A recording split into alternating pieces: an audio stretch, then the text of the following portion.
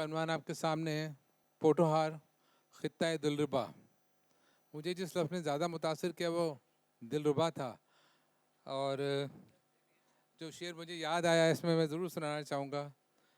عبدالحمید ادم کا شعر ہے، حسن ایک دلربا حکومت ہے، حسن ایک دلربا حکومت ہے، عشق ایک قدرتی غلامی ہے۔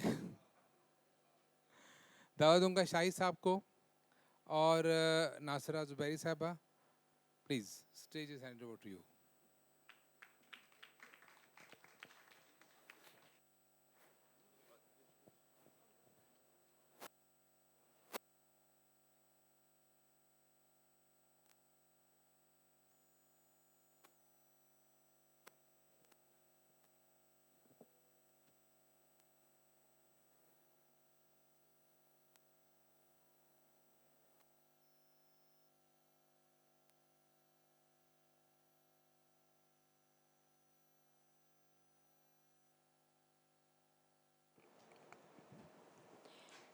السلام علیکم۔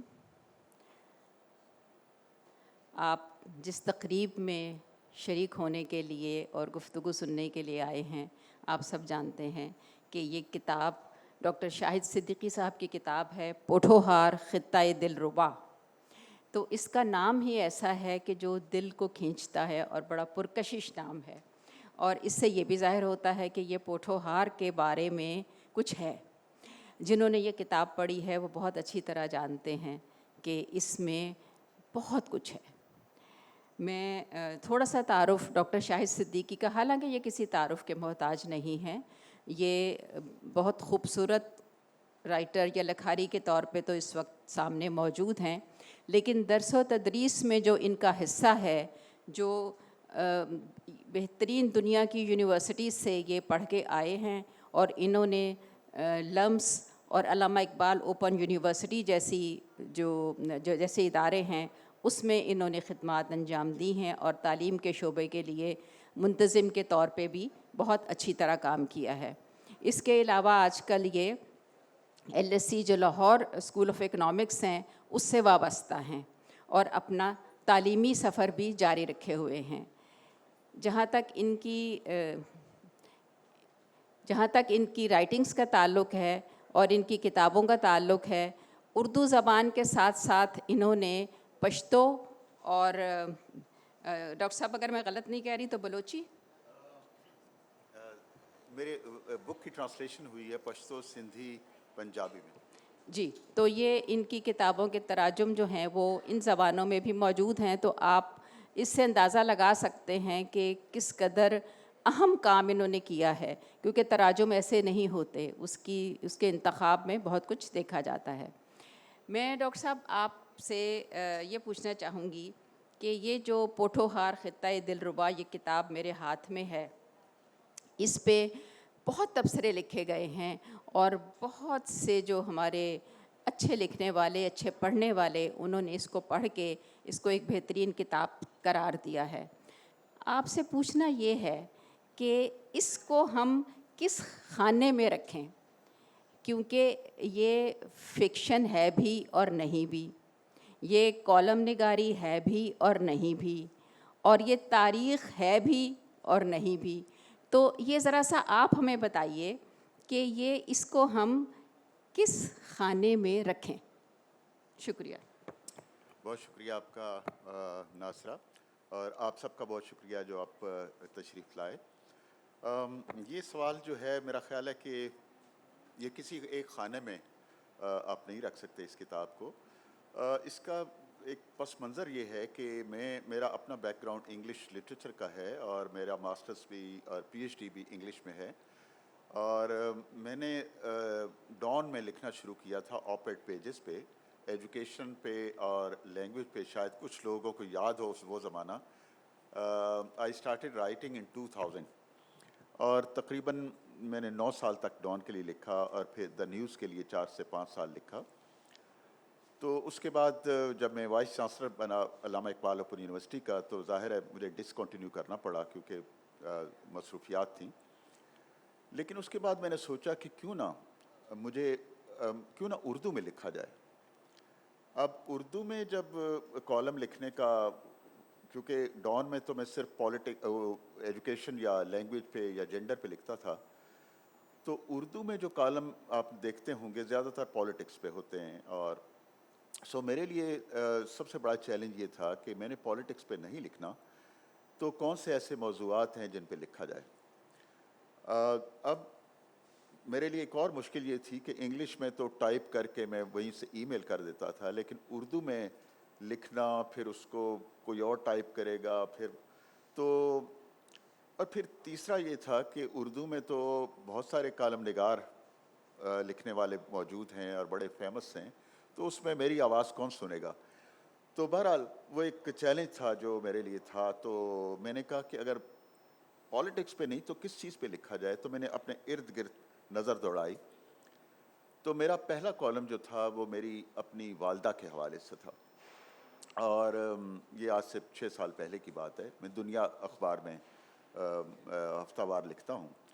اس کے بعد میں اپنے ارد گرد اپنے گلی کوچے اور اپنے ارد گرد کے کیریکٹرز، میرے گاؤں کے کردار میرے سامنے آتے گئے. تو یہ وہ ساری کہانیاں ہیں. میں سمجھتا ہوں یہ کالم نہیں ہے، اس سینس میں کالم نہیں ہے، یہ کہانیاں بھی ہیں، یہ تاریخ بھی ہے، یہ سفر نامے بھی ہیں، اور اس میں کچھ آپ یہ بھی سوانح عمری کے بھی آپ کو ملیں گے. تو یہ سب کچھ ایک ملا جلا ہے، ایک قوس قزح ہے. اور ابھی یہ دل ربائی کا ذکر کر رہے تھے، تو میرا خیال ہے یہ دل ربائی سی ڈائیورسٹی میں ہوتی ہے. ڈاکٹر صاحب، پوٹھوہار کا جب نام ذہن میں آتا ہے تو اس کے ساتھ ایک تاریخ جو ہے وہ گھوم جاتی ہے ذہن میں، کیونکہ یہ پورا علاقہ جو ہے یہ تاریخی اعتبار سے اتنا اہم ہے کہ یہاں جتنے بھی باہر سے وہ آتے رہے ہیں حملہ آور، وہ اسی علاقے سے گزرتے رہے ہیں، اور ان کے بارے میں جتنی بھی ہم چیزیں پڑھتے ہیں وہ پوٹھوہار سے الگ نہیں ہو سکتی. آپ نے تاریخی کرداروں پہ بھی بہت کام کیا، اس پہ میں بعد میں سوال کروں گی، لیکن ابھی جو آپ ذکر کر رہے تھے کہ یہ جو کہانیاں ہیں یہ پوٹھوہار میں آپ کی، کیونکہ آپ کی پیدائش بھی وہیں کی ہے، آپ کا قیام، آپ کا بچپن، آپ نے بہت وقت وہاں گزارا، تو جو وہاں کے حقیقی کردار ہیں ان کے بارے میں آپ نے لکھا. لیکن یہ بتائیے کہ ہر کردار میں، ہر کالم میں یا ہر کہانی میں یہ دل کیسے دھڑکتا ہے، اور جب ہم اسے پڑھتے ہیں تو ہمیں کیسے یہ محسوس ہوتا ہے کہ ہماری روح جو ہے آپ کے ساتھ سفر کر رہی ہے؟ یہ بہت اچھا سوال آپ نے کیا، اور میرا خیال ہے تخلیق جو ہے اس کے ساتھ یہ درد جڑا ہوا ہوتا ہے. کوئی بھی کریٹیوٹی ایسی نہیں ہے جو وداؤٹ پین ہو. اور بہار میں جب دیکھتے ہیں ہم کسی درخت سے کوپل کھلتی ہے تو بڑا سخت تنا ہوتا ہے، اسے توڑ کے وہ نکلتی ہے.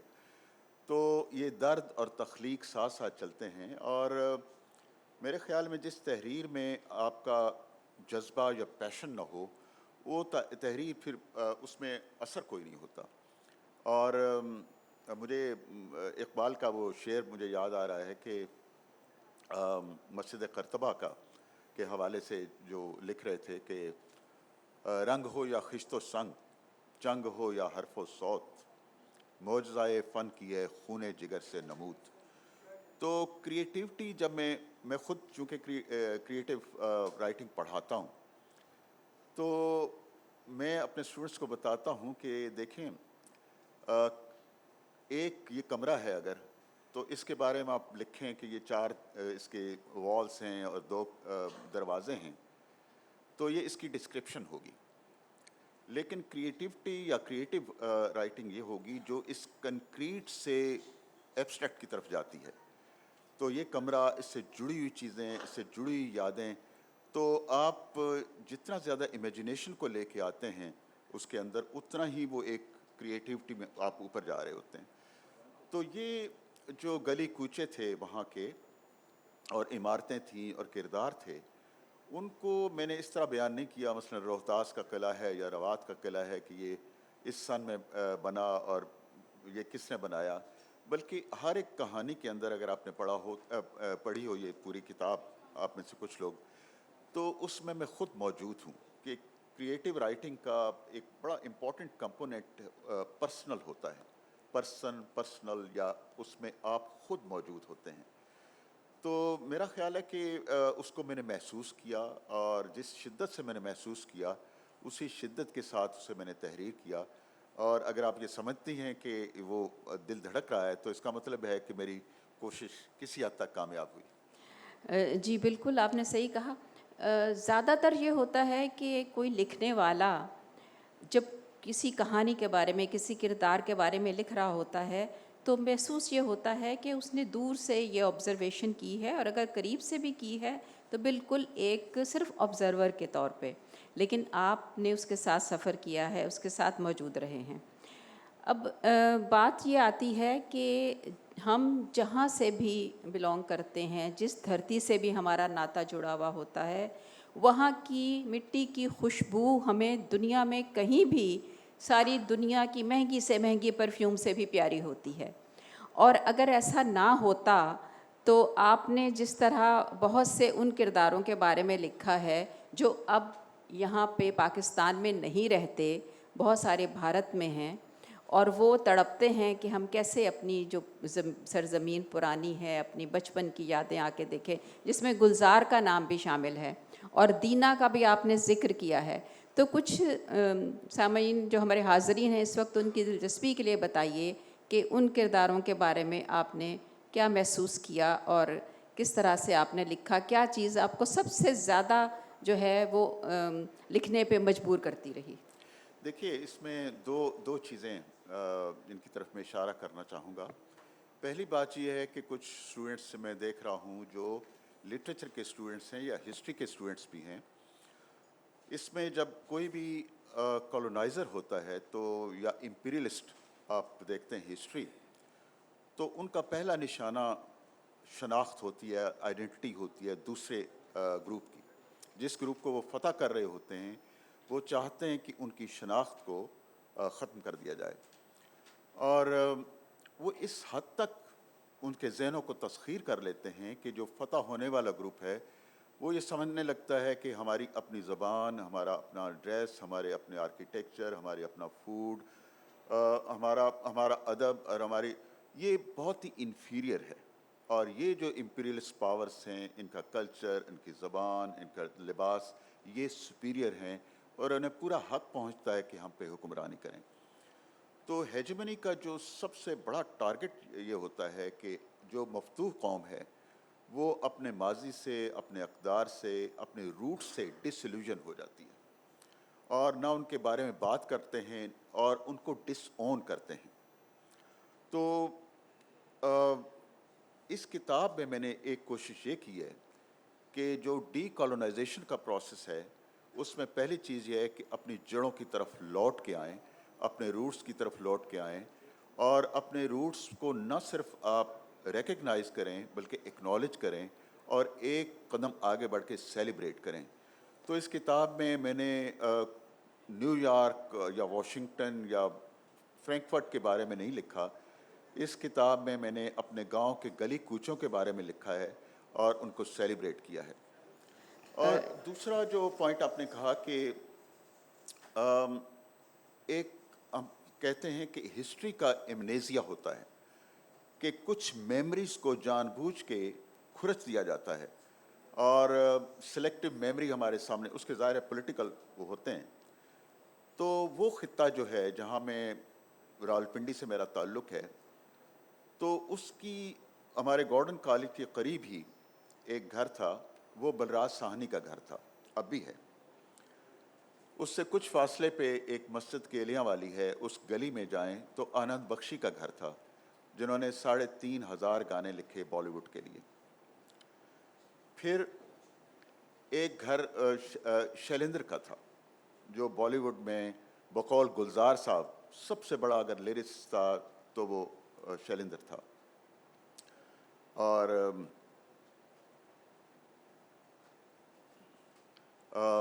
اس کے بہت سارے سانگز آپ کو یاد ہوتے ہیں، میں یاد کرنے کی کوشش کر رہا تھا.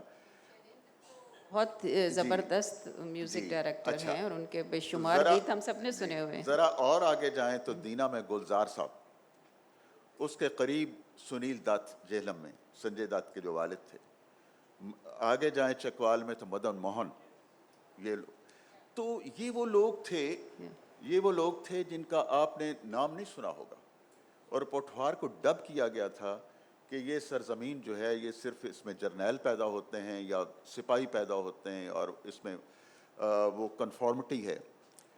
ویئرز اس میں پنجاب میں اور پوٹھوار میں مزاحمت کی بہت ساری داستانیں، بہت سارے کردار ہیں.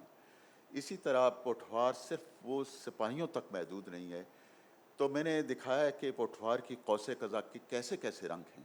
وہاں پہ صوفیاء بھی ہیں، وہاں پہ گیت نگار بھی ہیں، وہاں پہ سنگرز بھی ہیں، وہاں پہ یہ سیف الملوک کے میاں محمد بھی ہیں، وہاں پہ غزل کا پہلا جو شاعر ہے شاہ مراد وہ بھی ہے، اور اس طرح کے بہت سے لوگ ہیں. تو یہ ایک وہ کوشش تھی کہ جو ڈی کالونائزیشن کا پروسیس ہے کہ ہم واپس اپنی جڑوں کی طرف جائیں، انہیں پہچانیں اور ان پہ فخر کریں. جی، یہ جو آپ نے ڈی کولونلائزیشن کی بات کی، یقیناً یہ بہت اہم بات ہے. اور جب ہم یہ بات کرتے ہیں تو پھر اس تناظر میں ہم دیکھتے ہیں جو آپ نے مزاحمتی کرداروں کا ذکر کیا ہے کہ جب چونکہ یہ راستہ ایسا تھا کہ جو بیرونی ملک سے آتے تھے حملہ آور تو وہ اس راستے سے گزرتے تھے اور پوٹھوہار کی زمین کو اپنے گھوڑوں کی سموں سے روندتے ہوئے گزرتے تھے. تو یہاں کے جو مزاحمت کرنے والے تھے انہوں نے اپنی جان کے نذرانے پیش کیے. میں ایک کردار کا ذکر کرنا چاہوں گی کہ راجہ پورس. اب ہوتا یہ ہے کہ ہمارے ذہنوں میں بہت ساری اس کی وجوہات ہیں، لیکن اس حوالے سے یہ ایک عجیب سا کردار بنا دیا گیا ہے. آج ہم سکندر اعظم کہتے ہیں اور پورس کو ہم سمجھتے ہیں کہ وہ کوئی ایسے عجیب و غریب سا کردار تھا. سکندر کے نام پہ ہم بچوں کے نام رکھتے ہیں، لیکن جس نے اپنی دھرتی کی حفاظت کی اس کے لیے ہم اس کو کوئی کریڈٹ دینے کو تیار نہیں. تو مزاحمتی کردار. اس کے علاوہ جیسے کہ آپ نے ذکر کیا کہ وہاں پہ کیا کچھ نہیں ہے. اب کٹاس راج، اب اگر میرے خیال میں صرف جاپان سے ہی اگر ہم سیاحوں کو بلانا شروع کریں تو وہ کٹاس راج میں ہی، یا ہمارے جو ٹیکسلا میں ہے جو دنیا کی سب سے پہلی یونیورسٹی ہے وہاں پہ، اور پورا اگر آپ وہاں پہ وزٹ کریں تو آپ کو پتہ چلتا ہے کہ یہ دنیا میں سب سے پہلے وہاں پہ کیا کچھ ہوتا تھا جو ہم نے ڈس اون کر دیا. تو یہ اس کو ری اون کرنے کے لیے شاہد صاحب کی ایک بہت اچھی کوشش ہے، اگر آپ اس کتاب کو پڑھیں جنہوں نے ابھی تک نہیں پڑھی. اچھا، اب میں مزاحمتی کرداروں سے آگے چلتے ہوئے ڈاکٹر صاحب سے یہ پوچھنا چاہوں گی کہ چلیں یہ تو ہے کہ آپ جب گلی کوچوں میں گئے اور آپ نے اپنے ماں باپ، رشتہ دار، دوست اور جاننے والوں پہ تو خاکے لکھیے، لیکن جب آپ صوفیانہ شاعروں کی طرف جاتے ہیں، آپ صوفیانہ کرداروں کی طرف جاتے ہیں تو وہاں تو آپ موجود نہیں خود، لیکن پھر بھی محسوس ہوتا ہے کہ آپ خود موجود ہیں. یہ کیسے؟ جی، یہ بڑا اچھا سوال ہے. لیکن جو مزاحمت کے حوالے سے، چونکہ ایک مس نوشن ہے کہ پنجاب میں کبھی مزاحمت نہیں ہوئی. پنجاب کی جو پہلی مزاحمت ہے وہ 326 BC میں ہوئی، جب الیگزینڈر آیا اور ٹیکسلا کو کراس کیا اور ٹیکسلا کے راجہ نے سرنڈر کیا، اور اس کے بعد جہلم کا دریا کراس کر کے جب اس نے پیغام بھیجا پورس کو کہ میں تم سے ملنا چاہتا ہوں، تو پورس نے اس کو جواب لکھا کہ میں جو حملہ آور ہیں ان سے میدان جنگ میں ملتا ہوں.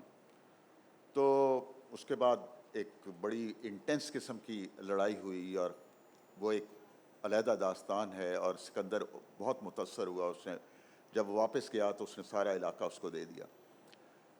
لیکن میں ان جگہوں پہ جاتا ہوں جو آپ نے بات کی نا، کیسے میں ان کو محسوس کرتا ہوں. تو میں اس علاقے میں گیا، ایک مونگ وہ ٹیلا ہے جس پہ آخری لڑائی ہوئی تھی. لیکن مجھے دیکھ کے بڑا افسوس ہوا کہ وہاں پہ سکندر کے حوالے سے تو مانومنٹ ہے، لیکن پورس کے حوالے سے کوئی اس کا نام و نشان نہیں ہے کوئی. اسی طرح جو ایک مزاحمت ہوئی تھی 1849 میں، جب گجرات کے قریب چیلیاں والا میں انگریزوں کی فوج کو روکا تھا سکھوں کی فوج نے، جس کا کمانڈر شیر سنگھ تھا، اور انہوں نے بالکل آگے نہیں آنے دیا ان کو. اور آپ وہاں جائیں اگر تو ایک بڑا ٹاور ہے اور وہ انگریزوں کے نام لکھے ہوئے ہیں اور وہ، لیکن جو شیر سنگھ ہے اس کا کوئی نام و نشان نہیں ہے. تو وہ چیزیں ہیں کہ جو ان میموریز کو ہم نے ڈیلیبریٹلی اسکریچ کیا ہے، اور اس کتاب میں نے کوشش کی ہے کہ وہ جو ایک ہسٹری ہے، جو ہماری مشترکہ تاریخ ہے، اس کو ہم واپس لے کے آئیں. تو یہ ساری جگہیں جن کا ذکر کیا ہے میں نے اس کتاب میں، وہاں میں خود گیا ہوں، وہاں میں نے محسوس کیا ہے، اور ان محسوسات کو میں نے کوشش کی ہے اسی شدت کے ساتھ میں لکھ بھی سکوں. اچھا یہ بتائیے کہ جب ہم ٹیکسلا کا ذکر کرتے ہیں تو دنیا کی پہلی یونیورسٹی جو ہے وہ وہاں پہ قائم ہوئی، جہاں پہ دور دور سے لوگ پڑھنے کے لیے آتے تھے، اور پھر کس طرح سے ہمیں ہماری ہی جو تاریخ اور ہمارا ہی جو ایک سرمایہ یا جس پہ ہم فخر کر سکتے تھے اور ہم نے نہیں کیا، ہم نے اس کو ڈسون کیا، یہ سب باتیں ہیں. ٹیکسلا کے آس پاس آج بھی کچھ سنگ تراش گھرانے موجود ہیں. تو آپ ظاہر ہے کہ آپ نے وہاں پہ بھی ان کو وزٹ کیا ہے، آپ وہاں جاتے رہے ہیں، تو ذرا یہ بتائیے انہوں نے کس طرح سے اس کو ابھی تک قائم رکھا ہے آج کے زمانے میں؟ جی وہ ابھی تک کچھ جگہوں پہ تو یہ سنگ تراشی اب بھی ہو رہی ہے، اب فیکٹریز لگ گئی ہیں، لیکن جو اب ہم بات کر رہے تھے کہ وہ نام جن پہ ہمیں فخر کرنا چاہیے کہ اس علاقے سے ہیں، ان کو ہم نے بوجو ان کو ہم نے ریموو کر دیا ہے. مثلا یہ جولیاں جو ہے ایک one of the oldest universities, اور چانکیا کا نام آپ نے سنا ہوگا ارتھ شاستر کے حوالے سے، وہ اس کے قریب ہی ایک جگہ ہے جسے ہم چھوٹا لاہور کہتے ہیں. وہاں پہ پانینی جو تھا اس کا وہ بیریڈ ہے، اور Panini was one of the first grammarians of the world, اور وہ ہے. اسی طرح عمارتیں ہیں، کردار ہیں. ذرا آگے جائیں پنجاب کے حوالے سے دیکھیں تو بھگت سنگھ ہے، لیکن وہ ان کو اس طرح اکنالج ہم نے نہیں کیا، اور میرا خیال ہے وقت آ گیا ہے کہ ان کو اکنالج کریں.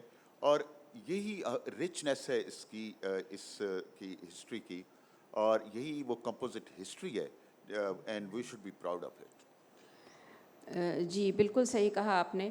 اچھا شاہد صدیقی صاحب، آپ کی جو اس میں کہانیوں کے حقیقی کردار ہیں وہ تو ظاہر ہے پوٹھوہار کے بارے میں ہیں، لیکن یہ اثاثہ ہے ان لوگوں کا جو پوٹھوہار سے تعلق رکھتے ہیں. لیکن میں یہ سمجھتی ہوں کہ یہ اثاثہ صرف ان کا نہیں ہے، ہر اس شخص کا ہے، ہر اس پاکستانی کا ہے جو یہ سمجھتا ہے کہ وہ علاقہ جو ہے اس کے اندر ہماری تاریخ ہے، اور ابھی شاید اور بھی بہت ایسی چیزیں ہوں جو کہ ڈسکور نہیں ہوں. اب ہم ٹیکسلا کی بات کرتے ہیں تو سر جان مارشل جنہوں نے یہ ہڑپا اور موئنجو میں بھی انہوں نے دریافت اس کو کیا اور اس پہ کام کیا، ٹیکسلا میں بھی انہوں نے کام کیا، تو کیوں نہیں ہمارے ہی اندر سے اٹھتے لوگ جو ان کے اندر یہ کیوں نہیں، آپ تو کہانی کار ہیں لیکن اس سے آگے بھی تو بڑھنا چاہیے لوگوں کو، تو ڈاکٹر صاحب کیوں نہیں بڑھتے اور کیوں نہیں اور دریافت کرتے کہ ہمارے کیا کیا خزانے چھپے ہوئے ہیں؟ جی میرا خیال ہے یہ بڑا ایک سیریس وہ آپ نے سوال اٹھایا ہے. یہ دیکھیے یہ پوٹھوہار کے حوالے سے ایک ایفرٹ ہے، لیکن میں محدود نہیں ہے پوٹھوہار تک. میں بہت سے کردار جنہوں نے امپریس کیا، مثلا جب میں یہاں آیا تو میں نے ہیمو کالانی پہ ایک مضمون لکھا ہے، اور ہمارے جو ینگ بچے بیٹھے ہوئے ہیں انہیں پتہ ہونا چاہیے کہ ہیمو کالانی کون تھا، اور وہ یہاں کا ینگیسٹ فائٹر تھا جس نے گوروں کے اگینسٹ ایک مزاحمت کی. سکھر سے اس کا تعلق تھا. اسی طرح یہاں کی جو چیزیں ہیں، سکھر میں جو ہندو ٹیمپل ہے سادھو بیلا، اس کے بارے میں نے لکھا، موہنجو دارو کے بارے میں لکھا. تو آئی تھنک کہ یہ پوٹھوہار صرف ایک وہ سمجھ لیں کہ ایک استعارہ ہے، ورنہ ہمارے اپنے جو باقی علاقے ہیں، سندھ ہے، کے پی ہے، باقی ہیں، اس میں اتنی خوبصورت کردار ہیں ہمارے، اور اتنی خوبصورت جگہیں ہیں جن کو ہمیں ریوزٹ کرنا ہوگا. اور بات وہی ہے کہ ہمیں اپنے ماضی جو ہے ڈسلیوژن جو ہمیں کر دیا گیا ہے، اس کو ایک پروسیس آف ڈی کالونائزیشن یہی ہے کہ ان روٹس کو ہم ایکنالج کریں اور ان کو سیلیبریٹ کریں. جی، اور اس سلسلے میں اگر میں ایک بات کہوں تو وہ شاید آؤٹ آف کانٹیکسٹ نہیں ہوگی کہ آپ سب بھی باہر ممالک میں سفر کرتے ہیں. میں نے بھی یہ کوالالمپور میں دیکھا اور محسوس کیا کہ وہاں پہ بہت پرانے ٹیمپلز جو ہیں وہ چاہے کسی مال کے یا کسی بھی ایریا کے اندر آ گئے ہیں، انہوں نے اس کو توڑا نہیں ہے، انہوں نے اس کو قائم رکھا ہے اور کسی کو اجازت نہیں ہے کہ وہ اس کو ٹچ بھی کرے. تو وہ بھی ہمارا برادر اسلامی ملک ہے. تو ہمیں جو ہے ہمارے ذہنوں میں یہ بات جو ہے وہ کیوں بٹھا دی گئی ہے کہ ہم اگر اپنا اثاثہ جو ہے اس کو لے کے چلیں گے، اس کو قائم رکھیں گے تو وہ کوئی ایسی بات ہوگی جو ہمیں نہیں کرنی چاہیے. اچھا، اب یہ ہے کہ وقت چونکہ کم ہے اور بار بار وہ اشارے بھی ہوتے ہیں، تو میں آخر میں یہ چاہتی ہوں ایک جملہ کہہ کے پھر میں ڈاکٹر صاحب سے درخواست کروں گی کہ وہ اپنی کتاب میں سے ہمیں ایک چھوٹی سی کہانی ضرور سنائیں جو زیادہ لمبی نہیں ہے، لیکن اس سے آپ کو اندازہ ہوگا کہ وہ ایک کردار کے بارے میں کس طرح سے وہ کردار سازی کرتے ہیں اور کس طرح اس کو لے کے چلتے ہیں. میں حرف آخر کے طور پہ بس یہ کہنا چاہوں گی کہ یہ کتاب آب گم کا سفر ہے، لیکن اس کا مسافر وہ تیراک ہے جو گزرے وقت کی لہروں پہ خود بھی تیرتا ہے اور پڑھنے والے کو بھی ڈوبنے نہیں دیتا. جی ڈاکٹر صاحب، اور اگر میں فرمائش کرنے کی مجھے اجازت دیں تو شروع میں ایک کردار ہے سکینہ، اگر آپ وہ ہمیں سنا دیں. ٹھیک. بہت شکریہ. بہت شکریہ. یہ ناصرہ صاحبہ نے ایک فرمائش کی ہے کہ یہ میرے گاؤں کا ایک کردار ہے سکینہ. مزاحمت کی بات ہو رہی ہے تو اس لیول پہ بھی مزاحمت ہوتی تھی وہاں پہ، تو یہ حقیقی ایک کردار ہے. وہ سرما کا ٹھٹھرتا ہوا دن تھا جب مجھے اطلاع ملی کہ سکینہ اب اس دنیا میں نہیں رہی. مجھے یوں لگا اچانک ایک پورے عہد سے میرا رشتہ ٹوٹ گیا ہے. نام تو اس کا سکینہ تھا، لیکن گاؤں میں سب اسے کینوں کے نام سے پکارتے تھے. بڑی بڑی خوبصورت آنکھیں، بڑی بڑی خوبصورت سیاہ آنکھیں جو سرمے سے اور بڑی لگتیں، سیاہ گھنے بال، ناک میں کوکھا اور پاؤں میں کھوسا. اماں بتاتی تھی جب ان کی شادی ہوئی اور وہ ایک اجنبی گاؤں میں آئیں تو زندگی اتنی آسان نہیں تھی. 16 سال کی عمر تو کھیلنے کی عمر ہوتی ہے. اس عمر میں ماں گھرداری میں پڑ گئیں. اب میں سوچتا ہوں تو حیران ہوتا ہوں کہ ماں اتنے سارے کام کیسے کرتی تھی، کھانا پکانا، چکی پیسنا، گھر کی صفائی اور کپڑوں کی دھلائی اور بچوں کی نگہداشت. ایسے میں انہیں سکینہ مل گئی. اس وقت اس کی عمر 8-10 سال ہوگی. شوخ و شنگ سکینہ میری ماں کی ہمجولی بن گئی. وہ ہر روز آتی اور اپنے ساتھ ڈھیروں باتیں لاتی. یوں ایک اجنبی گاؤں کے اجنبی ماحول میں ماں کے لیے سکینہ تازہ ہوا کا ایک جھونکا ثابت ہوئی. وہ چھوٹے موٹے کاموں میں ہاتھ بٹاتی اور ہم بہن بھائیوں کو اٹھاتی، بہلاتی اور مصروف رکھتی. ایسے میں سکینہ کا ساتھ ایک غنیمت ہوتا. سکینہ کی زندگی کا پہلا دن اس کی ماں کی زندگی کا آخری دن تھا. سکینہ کی ماں اپنی بیٹی کا چہرہ نہ دیکھ سکی. یوں پہلے دن سے ہی سکینہ کو اس کی پھوپھی نے گود لے لیا. اگلے زمانے کی محبتیں بھی کیسی محبتیں تھیں. پھوپھی نے اپنی زندگی سکینہ کے لیے وقف کر دی اور ساری عمر شادی نہیں کی. سکینہ اس لحاظ سے خوش قسمت تھی کہ اس کے پاس جائیداد کی کمی نہیں تھی. گاؤں میں زمین کسان کا زیور ہوتی ہے. سکینہ کے پاس یہ زیور وافر مقدار میں موجود تھا. سکینہ اپنے ماں باپ کی اکلوتی اولاد تھی. یوں وہ ساری جائیداد کی بلا شرکت غیر مالک تھی. اب اس کی عمر اتنی ہو گئی تھی جب ماں باپ لڑکیوں کی شادی کا سوچنے لگتے ہیں. کئی بار پھوپھی نے شادی کا ذکر چھیڑا، لیکن ہر بار سکینہ طرح دے جاتی. وہ پارا صفت تھی، پل میں یہاں پل میں وہاں. اس زمانے میں لڑکیوں کو اختلاف رائے کی اجازت نہ تھی، لیکن سکینہ اس کے برعکس تھی.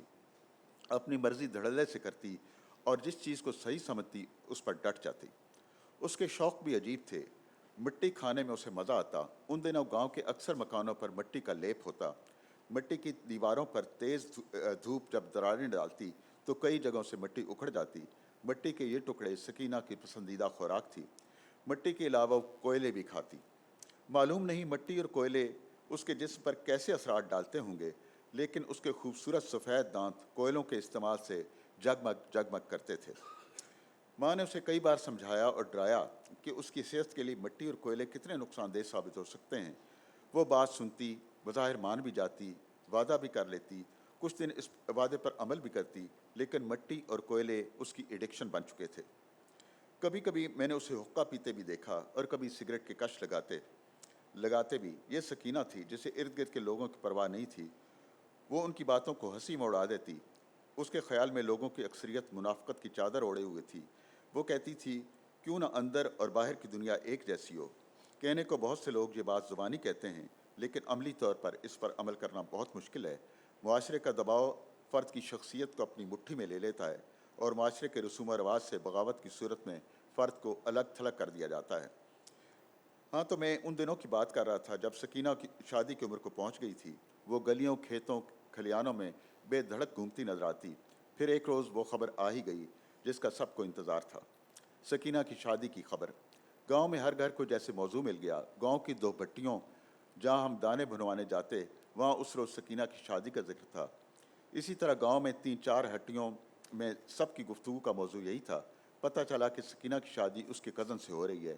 میں چھوٹا سا تھا، لیکن آتے جاتے گلیوں میں نے سکینہ کے کزن کو دیکھا تھا۔ وہ ایک دراز قد وجیح جوان تھا۔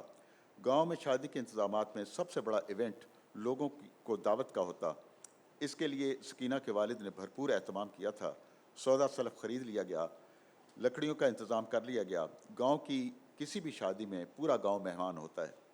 سکینہ کی پھوپھی اور والد چاہتے تھے دعوت اتنے بڑے پیمانے پر ہو کہ لوگ یاد رکھیں۔ پھوپھی کے ذہن میں یہ بات بھی تھی کہ سکینہ کو یہ احساس نہ ہو کہ اس کی ماں زندہ نہیں تو شادی کے انتظامات میں کمی رہ گئی۔ سکینہ ایک جنگلی پرندے کے مانند تھی، آزاد ہواؤں کی عادی، جس کی پرواز کھلی فضاؤں میں تھی۔ سب سوچ رہے تھے کہ یہ پرندہ جب شادی کے پنجرے میں آئے گا تو کیسے کھلے آسمان کے لیے پھڑپھڑائے گا۔ ہم گاؤں کے بچے اس انتظار میں تھے کہ سکینہ کی شادی کے موقع پر جب اس کی ڈولی پر پیسے لٹائے جائیں گے، ہم بچے بھاگ کر ہوا میں اڑتے ہوئے سکوں اور نوٹوں کو پکڑیں گے۔ لیکن ہمارا یہ خواب ہی رہا۔ عین شادی والے دن سکینہ نے کہا وہ شادی نہیں کرے گی۔ اس زمانے میں گاؤں میں کسی لڑکی کا شادی سے انکار ایک انہونی بات تھی، خاص کر جب شادی کے سارے انتظامات کر لیے گئے ہوں۔ گاؤں کی فضا میں یہ ایک دھماکہ تھا۔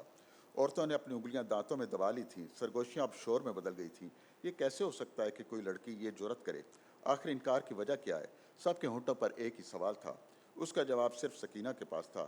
وہ شادی والے دن ہمارے گھر آ گئی تھی۔ اس نے ماں کو بتایا کہ انکار کی 2 وجوہ ہیں، ایک تو لڑکا مجھ سے زیادہ خوبصورت ہے اور دوسرا اس شادی کی وجہ میں نہیں، میری جائیداد ہے۔ اس فیصلے کی گونج گاؤں کے کھیتوں اور کھلیانوں میں دیر تک رہی۔ سکینہ نے سب کی باتیں سنی لیکن اپنی بات پر قائم رہی۔ آزادی کی محبت میں گرفتار پرندے نے شادی کے بندھن میں گرفتار نہ ہونے کا عہد کیا اور پھر ساری عمر اس عہد کو نبھایا۔ وعدہ کر کے بھول جانا اس کے لیے عام سی بات تھی۔ ایک دفعہ ہم گاؤں سے شہر آ رہے تھے۔ یہ سرسوں کے کھلنے کا موسم تھا۔ ان دنوں گاؤں سے 1-2 بسیں شہر کے لیے چلتی تھیں۔ ماں نے گاؤں سے پگڈنڈی پر اڈے کی طرف جاتے ہوئے سکینہ سے کہا سرسوں کا ساگ مل سکتا ہے؟ سکینہ ہمیشہ کی طرح رضاکارانہ انداز میں کہا آپ اڈے پر پہنچے، میں ابھی ساگ چن کر لاتی ہوں۔ ہم اڈے تک پہنچے۔ بس آنے کا وقت ہو رہا تھا لیکن سکینہ کا دور دور تک اتا پتہ نہیں تھا۔ آخر بس آ گئی اور ہم سب بس پر بیٹھ کر شہر آ گئے۔ ماں ہمیشہ کی طرح پریشان تھی، خدا خیر کرے سکینہ اڈے پر کیوں نہیں پہنچی۔ ہم شہر آ گئے۔ اس زمانے میں موبائل تو کیا، عام فون بھی ناپید تھے۔ کچھ دنوں بعد یہ سکینہ اچانک کھلکھلاتی ہوئی شہر میں ہمارے گھر آئی، سرسوں کے ساگ کے ہمراہ۔ کہنے لگی اس روز میں کھیتوں میں چھپ کر آپ لوگوں کی بے چینی دیکھ رہی تھی، گاڑی رک کر چلی تو میں کھیتوں سے نکل آئی۔ میں نے سوچا ہمیشہ میں آپ کا انتظار کرتی ہوں، آج آپ میرا بھی تو انتظار کریں۔ ماں اس کی بات سن کر ہنسنے لگی۔ اس روز میں سکینہ کے جنازے میں شرکت کے لیے گاؤں کے اڈے پر پہنچا تو ہلکی ہلکی بارش نے موسم سرد کر دیا تھا۔ بس اڈے کے قریب ہی میدان میں جنازے کے لیے لوگ اکٹھے ہو چکے تھے۔ میں نے چارپائی پر پڑے خاموش بے حرکت جسم کو دیکھا، پھر میری نگاہ سکینہ کے چہرے پر پڑی۔ بڑی بڑی خوبصورت آنکھیں ہمیشہ کے لیے بند ہو چکی تھیں، بالوں میں کہیں سفیدی کہیں مہندی تھی، چہرے کا گندمی رنگ زرد پڑ چکا تھا، بالکل سرسوں کے زرد پھولوں کی طرح۔ میں نے نگاہ اٹھا کر سڑک کے اس پار دیکھا جہاں دور دور تک سرسوں کے پھول بارش کی فوار میں بھیگ رہے تھے۔ مجھے وہ دن یاد آ گیا جب سکینہ سرسوں کے انہی کھیتوں میں چھپ گئی تھی۔ اسے بڑی خواہش تھی کہ اس کا بھی کوئی انتظار کرے۔ میں سوچنے لگا اب اسے دیکھنے کے لیے کتنا انتظار کرنا پڑے گا، معلوم نہیں یہ انتظار کب ختم ہوگا۔ دیکھا یہ ہوتا ہے فنکار کا کمال کہ ایک عام کردار کو کس طرح انہوں نے ایک پوری اس کی جزیات کے ساتھ اور ایک کریکٹرائزیشن جو ہے وہ اس حد تک انہوں نے اس میں بیان کی کہ ایسے لگ رہا تھا کہ ہم اس کو خود دیکھ رہے ہیں۔ چلتے پھرتے اور کام کرتے ہوئے. ڈاکٹر صاحب وقت چونکہ جی میں ایک اعلان کرنا ہے وہ یہ کہ جو لوگ جنہوں نے ابھی اس کتاب کو ابھی تک نہیں پڑھا وہ یہاں پہ اویلیبل ہے, وہ لبرٹی بک سٹور پہ اور ریڈنگس پہ, تو آپ کہیں سے بھی وہ حاصل کر سکتے ہیں, اور جب تک ڈاکٹر صاحب ہیں آپ سائن بھی کروا سکتے ہیں. تو بس میں یہ ختم کرنے سے پہلے اور شکریہ ادا کرنے سے پہلے یہ پوچھنا چاہوں گی کہ یہ کردار اور یہ جو سب کچھ آپ نے اس میں سمویا ہے, یقیناً اور بہت کچھ آپ کے دل دماغ میں ہوگا, تو کیا اس کا پارٹ 2 بھی آئے گا؟ جی اس کا پارٹ 2 بھی اور پارٹ 3 بھی آئے گا انشاءاللہ. انشاءاللہ. بہت شکریہ, بہت شکریہ آپ سب کا. ڈاکٹر صاحب آپ کا بہت شکریہ, آپ نے اتنی اچھی ہمیں گفتگو اور اتنی اچھی کہانی سے بھی نوازا اور اپنی باتوں سے ہماری معلومات میں مزید اضافہ کیا. آپ سب کی آمد کا شکریہ.